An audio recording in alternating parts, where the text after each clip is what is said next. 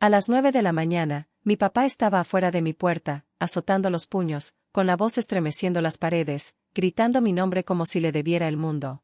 Ella estaba detrás de mí en pijama, con los ojos abiertos, sosteniendo el dibujo que hizo para Navidad. Pero escenas como esta no empiezan con gritos. Empiezan silenciosamente con un mensaje, una decisión, una línea que lo cambia todo. La mía empezó en el momento en que mi mamá escribió: "Nos saltamos el cumpleaños de tu hijo, estamos muy juntos", y terminó con una verdad que mi familia nunca esperó que descubriera. Me llamo Scarlett y durante la mayor parte de mi vida, he sobrevivido bajando mis expectativas, sobre todo en lo que respecta a mis padres. Suena dramático, lo sé, pero cuando creces siendo la persona confiable, la callada, la que lo arregla todo sin que nadie se lo pida, aprendes a tragarte la decepción como si fuera parte del desayuno. Vivo en un pequeño apartamento cerca de la costa donde el aire siempre huele un poco a sal y pino viejo. No es lujoso, pero es cálido, luminoso y mío. Espacio justo para mí y mi hija Elle, que llena cada rincón de dibujos y purpurina, y ese suave tarareo que hace cuando está contenta. La mañana que mi mamá me escribió, ella estaba sentada a la mesa coloreando un unicornio con corona. Me miró con esos ojos esperanzados, los mismos que ha tenido desde pequeña, los que heredó de mí, aunque los suyos aún tienen más luz. Me preguntó si los abuelos irían a su cumpleaños este año. Le dije que ojalá que sí. Ni siquiera había terminado de cortar las fresas para su almuerzo cuando vibró mi teléfono. Nos saltamos el cumpleaños de tu hijo. La cosa está difícil. Ninguna explicación. Ninguna disculpa. Solo una declaración lanzada como un recibo. Me quedé mirando la pantalla un buen rato, intentando controlar la respiración antes de que ella notara algo en mi cara. Respondí que no había problema, porque, ¿qué más se puede decir cuando a la gente a la que debería importarle simplemente no le importa? Pero no había problema. Ni para mí ni para ella. Pasé el resto del día fingiendo que todo iba bien. Ayudé a ella a pegar brillantinas a su dibujo, respondí a los mensajes del trabajo e ignoré el pinchazo en el pecho cada vez que recordaba ese mensaje. Intense irrational. Quizás mis padres tenían problemas económicos. Quizás surgió algo. Pero entonces recordé los años que pasé cubriendo su plan telefónico cuando papá perdió otro trabajo. Los meses que pasé su seguro para que pudieran mantener su coche en marcha. Las reparaciones, las llamadas nocturnas, el dinero de emergencia que siempre parecía urgente hasta que necesitaba ayuda. A mis padres les encantaba hablar de lealtad familiar, sobre todo cuando necesitaban algo. Ese fin de semana llegó el cumpleaños de ella. Llevaba un vestidito morado y preguntó si podíamos hacer pastelitos en lugar de comprar un pastel. Puse una pequeña manta de picnic en la sala porque la lluvia caía a cántaros contra las ventanas. Pusimos su música favorita. Abrimos algunos regalitos que había ahorrado e invitamos a 2 amigas del colegio, cuyos padres tuvieron la amabilidad de traerlos. Se rió, bailó y se esforzó por disfrutar cada segundo. Pero cuando el día amainó y sus amigas se fueron a casa, se acercó a la mesa, cogió un pastelito y se quedó mirando la única vela que había guardado solo para ella. Quizás el año que viene, susurró. No lloró. Simplemente limpió la purpurina y siguió adelante, como hacen los niños cuando no quieren que te preocupes. Pero algo en mí cambió esa noche. No era rabia, todavía no. Solo un dolor silencioso que me resultaba demasiado familiar. La Navidad llegó más rápido de lo que esperaba, como siempre ocurre cuando haces malabarismos con el trabajo, las facturas y una niña que cuenta los días con anillas de papel que se ata a la muñeca. Ella se despertó temprano esa mañana con su pijama roja, agarrando el dibujo que había hecho para mis padres, 2 abuelos tomados de la mano con una niña pequeña entre ellos. Incluso había dibujado un pequeño corazón sobre sus cabezas. Se sentó junto a la ventana, esperando, con las piernas dobladas debajo de ella, tarareando suavemente como si intentara mantener la esperanza caliente. Preparé chocolate caliente, seguí mirando mi teléfono, seguí fingiendo que no lo estaba mirando. Llegó el mediodía, luego las 2, luego las 3. Ni una llamada, ni un mensaje, ni siquiera un emoji enviado accidentalmente, solo silencio, denso y familiar. Tal vez estén ocupados, dije, tratando de sonar ligero. Ella asintió, pero sus hombros cayeron como lo hacen cuando está luchando contra la decepción. Cuando finalmente se fue a la sala de estar a ver una película, abrí mi computadora portátil. No debería haberlo hecho. Una parte de mí lo sabía mejor. Pero la costumbre es terca, especialmente cuando has pasado años tratando de convencerte de que tu familia es mejor que ellos. En el momento en que la pantalla se iluminó, lo vi. Un árbol de Navidad más alto que el techo de su sala de estar. Montones de regalos envueltos derramándose por el suelo. Arcos de globos girando sobre la puerta. Los hijos de mi hermana Marisa devorando los regalos como si fuera un rodaje comercial. Mi madre estaba en el fondo sosteniendo una caja cubierta de brillantina, sonriendo tan grande que sus ojos casi desaparecieron. Por encima de todo, su descripción flotó como un puñetazo. Tan bendecida de estar con nuestros pequeños favoritos. Favorita. La palabra me impactó más que cualquier insulto. Fue casual, desconsiderada, aparentemente cierta. No supe que ella se había acercado por detrás hasta que sentí su mano en mi brazo. Vio la pantalla, vio los globos, vio la alegría de la que no formaba parte. Al principio no dijo nada. Su carita se quedó quieta como ninguna niña de 7 años debería. Luego lo susurró. Se olvidaron de mí otra vez, ¿verdad? Tragué saliva con dificultad, pero no me salieron las palabras. La acerqué a mí, pero ella permaneció en silencio, mirando las caras brillantes y felices en la pantalla. Las mismas caras que no se molestaron en enviarle un simple mensaje. Durante el resto de la noche, me moví por el apartamento como un fantasma. Reculant la cena. Doble mantas. Respondí correos electrónicos que apenas leí. Ella jugaba con sus pinturas en la mesa, pintando dorado y azul marino sobre una página hasta que los colores se difuminaban.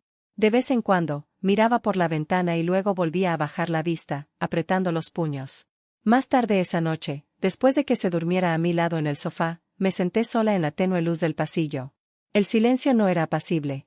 Era pesado, oprimiéndome las costillas, recordándome cada factura que había pagado, cada llamada nocturna que había respondido por mis padres, cada vez que me había puesto en último lugar porque la familia te necesita. ¿Y para qué? ¿Un cumpleaños que no cumplí? ¿Una Navidad silenciosa? ¿Una hija que aprendió demasiado pronto que el amor puede ser desequilibrado? Algo en mí no solo se quebró, sino que se alineó. Una línea clara y nítida entre lo que había aceptado toda mi vida y lo que ya no permitiría. Me desperté la mañana después de Navidad con una extraña claridad, tranquila, firme, casi desconcertante. El apartamento estaba en silencio, esa quietud que llega tras una larga noche fingiendo que todo está bien. Ella estaba acurrucada en el sofá, sosteniendo el cuadro dorado y azul marino que había pintado la noche anterior. La arropé con una manta, le aparté un mechón de pelo de la frente y me quedé allí un momento, dejando que el peso de todo se asentara en mi pecho. Entonces encendí mi portátil, no para leer correos del trabajo, ni para navegar, ni para justificar a quienes habían dejado de merecerlos. Abrí la pestaña de pagos. Años de transferencias automáticas me devolvieron la mirada. Planes telefónicos, seguros, membresías, pequeñas cantidades de emergencia que se habían convertido en rutinas. Era un mapa de cada vez que intenté mantener la paz, cada vez que creí que ayudarlos significaría que finalmente aparecerían por nosotros. Mi mano flotó por un segundo, no por miedo, sino por comprensión. Simplemente lo hice en silencio. Hice clic en el primero, cancelar, luego en el siguiente, y en el siguiente. Una reacción en cadena de liberación. Sin música dramática, sin manos temblorosas, solo una calma que no había sentido en años. Para cuando salió el sol, todo lo que dependían de mí se había esfumado. No por venganza, sino por necesidad, por protección para mí y para ella. Si no podían aparecer por una niña de 7 años que los amaba con todo su corazón, no podían vivir del mío. A media mañana, vibró mi teléfono. No eran mis padres, claro que no. Era mi hermana Marisa. Scarlett, papá está loco. Mamá está llorando. Todo se apagó. ¿Hiciste algo? Su voz no era acusadora. Era cansada, familiar, una voz que sabía exactamente de lo que eran capaces nuestros padres. Ya terminé, dije, eso es todo. Hubo una larga pausa, luego un suave, bien. El resto del día transcurrió con un ritmo extraño y tranquilo. Limpié la cocina, lavé los pinceles que ella había dejado en la taza, doblé la ropa. Cosas normales, pero cada una se sentía diferente, más ligera, como si por fin viviera en un hogar donde cada rincón nos pertenecía, no a obligaciones que nunca acepté. Esa noche, ayudé a ella a poner sus libros nuevos en la estantería. No mencionó a mis padres. No preguntó por qué nunca llamaban. Simplemente se apoyó en mí y dijo, me gusta cuando estamos solos. Y me di cuenta de algo. Esta vida tranquila, sin el caos llamando a la puerta, era lo que ella se merecía desde siempre. No sabía qué pasaría después. No sabía cómo reaccionaría mi padre cuando descubriera que todo se había ido. Pero sabía que lo haría. La gente como él siempre lo hace. Y también sabía esto, la calma antes de la tormenta es real. Es suave, engañosamente suave, y te da el tiempo justo para respirar antes de que todo estalle. A la mañana siguiente, exactamente a las 9, estalló. Exactamente a las 9 de la mañana, empezaron los golpes, agudos y furiosos, haciendo vibrar el marco de mi puerta como si alguien intentara derribarla. Ella se sobresaltó y casi dejó caer el tazón de cereal que tenía en las manos. La jalé suavemente hacia atrás, con el corazón firme pero pesado. Sabía quién era incluso antes de que gritara mi nombre. Scarlett, abre esta puerta ahora mismo. La voz de Howard resonó en el pasillo, tan fuerte que un vecino entreabrió la suya y se retiró rápidamente. Respiré hondo y abrí la mía, pero solo la abrí 1 centímetro. Su rostro llenó el hueco, rojo, salvaje, la clase de furia que surge al perder el control de algo que creía suyo. ¿Qué hiciste?, espetó.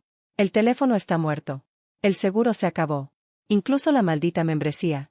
¿Te parece gracioso? Detrás de él, Linda rondaba con el bolso apretado contra el pecho, mirándonos fijamente como si quisiera hablar pero hubiera olvidado cómo. Y de pie, ligeramente a un lado, estaban Valeria y Tessa, mi tía y mi prima, con los brazos cruzados, listas para juzgar antes de oír una sola palabra. Ni me inmuté. Todo lo que pagué, dije en voz baja, dejé de pagar. Howard abrió la puerta de par en par con la palma de la mano. La bloqueé con el pie para que no pudiera entrar. Su mirada se desvió hacia ella, que me observaba desde el pasillo. La estás metiendo en esto, espetó. La estás envenenando. Intentas ponerla en contra de la familia. ¿Familia? La palabra casi me hace reír. ¿Te refieres a la misma familia que se saltó su cumpleaños porque estaban apretadas y luego publicó una celebración navideña con arcos de globos y montañas de regalos para los hijos de Marisa? Valerie Resoplo. Ese no es el punto.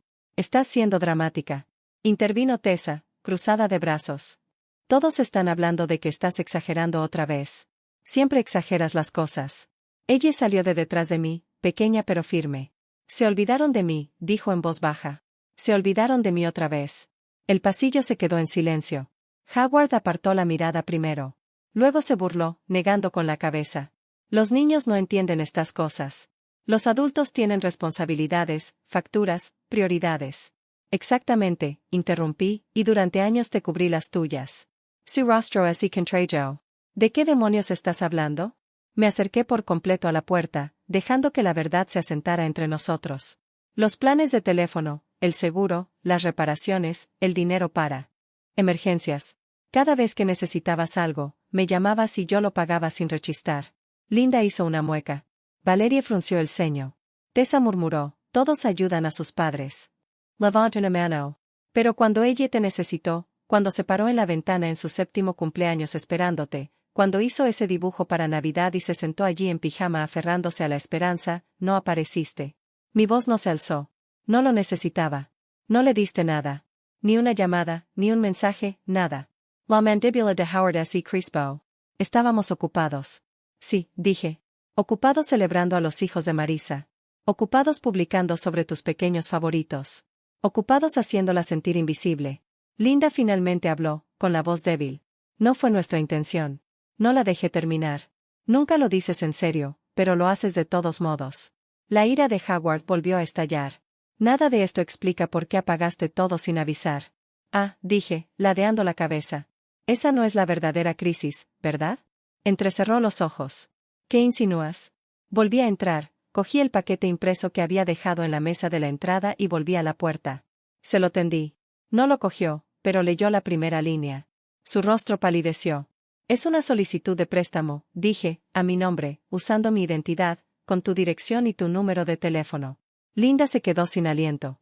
Valeria abrió mucho los ojos. Tessa murmuró, Dios mío. Howard tartamudeó. Eso fue un malentendido, un simple. Falsificaste mi firma, dije. Y te llevaste casi $8,000. Abrió la boca y luego la cerró, con las muñecas temblorosas y la voz quebrada. Tú no lo necesitabas tanto como nosotros. El pasillo se sintió más frío de repente, como si esas palabras hubieran vaciado el último calor del aire.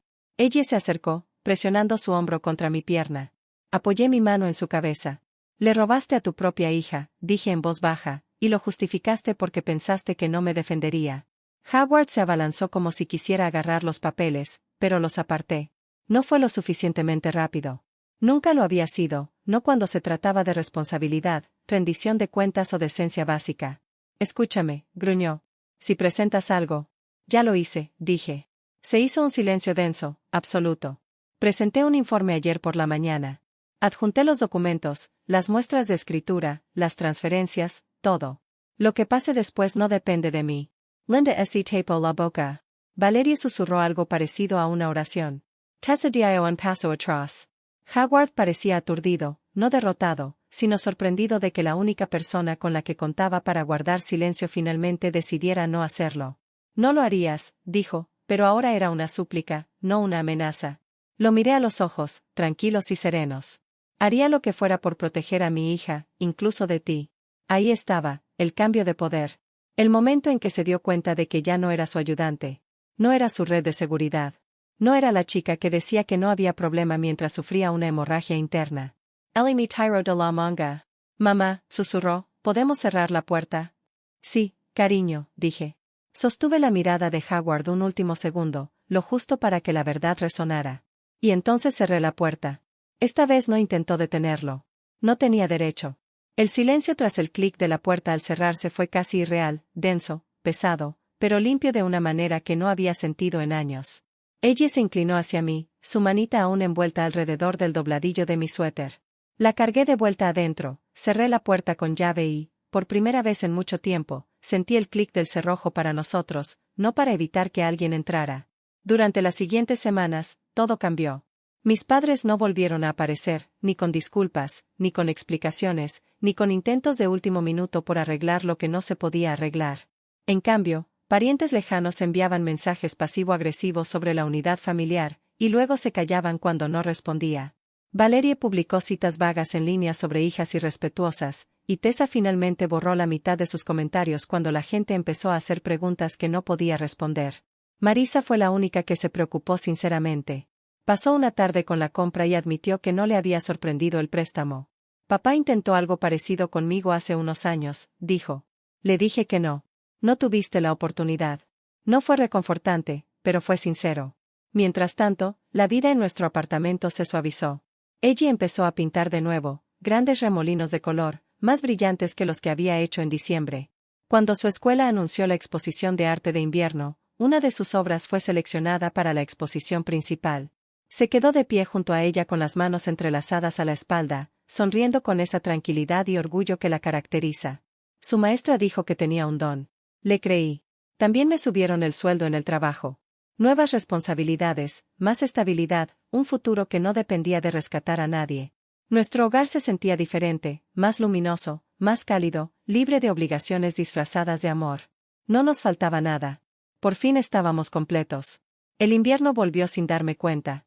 Una noche, ella y yo estábamos decorando nuestro arbolito. La sala brillaba con una suave luz amarilla. Metió la mano en la caja y sacó un adorno nuevo, un pequeño unicornio dorado que había comprado ahorrando su paga. Lo colgó con cuidado en una rama, dio un paso atrás y sonrió como si hubiera depositado un tesoro en el mundo. ¿Te gusta, mamá? Me encanta, le dije, y lo decía en serio. Porque allí, viéndola brillar en la calidez de nuestro hogar, entendí algo con claridad. La familia no se define por quien comparte tu sangre. Se define por quien está presente, quien protege, quien ama sin condiciones ni excusas. Y a veces lo más valiente es alejarse de quienes se niegan a hacer nada de eso. No perdimos nada al cortar lazos. Ganamos paz. Ganamos libertad. Nos ganamos a nosotros mismos.